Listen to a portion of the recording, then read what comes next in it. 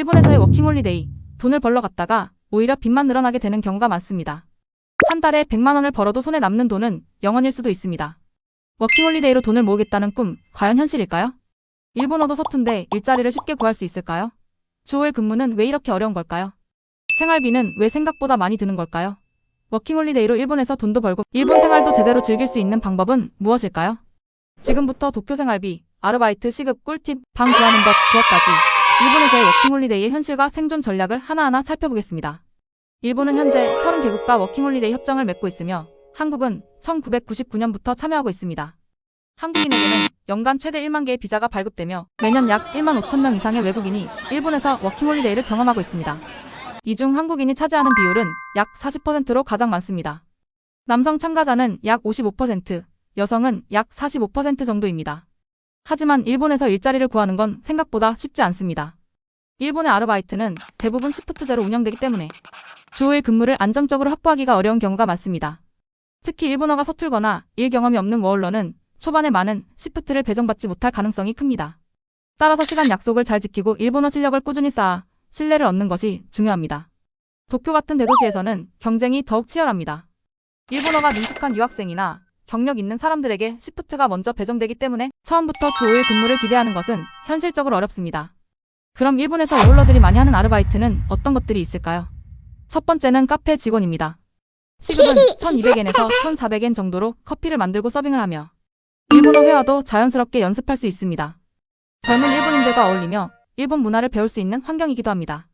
두 번째는 호텔 청소입니다. 시급은 1100엔에서 1300엔 정도입니다.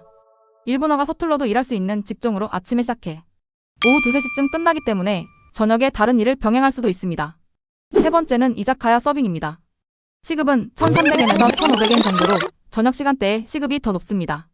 손님 응대가 많아 일본어 실력을 키우는 데 도움이 되지만 체력 소모가 큰 편입니다. 네 번째는 택배 분류입니다. 시급은 1200엔에서 1500엔 정도로 새벽 시간대는 시급이 더 높습니다. 단순 반복 작업이지만 체력 소모가 큰 편입니다. 다섯 번째는 한국어 과외입니다. 시급은 2000엔에서 3500엔 정도로 상당히 높은 편입니다. 하지만 일본어 소통이 가능해야 원활한 수업이 가능합니다. 도쿄에서 한 달 생활비는 예상보다 많이 듭니다. 셰어하우스 월세는 7만엔, 식비는 3만엔, 교통비는 1만엔, 통신비는 5천엔, 기타 생활비는 1만 5천엔으로 총 지출은 약 13만엔입니다. 결국 남는 돈이 거의 없습니다. 돈이 부족할 땐 부업을 하는 것도 방법입니다.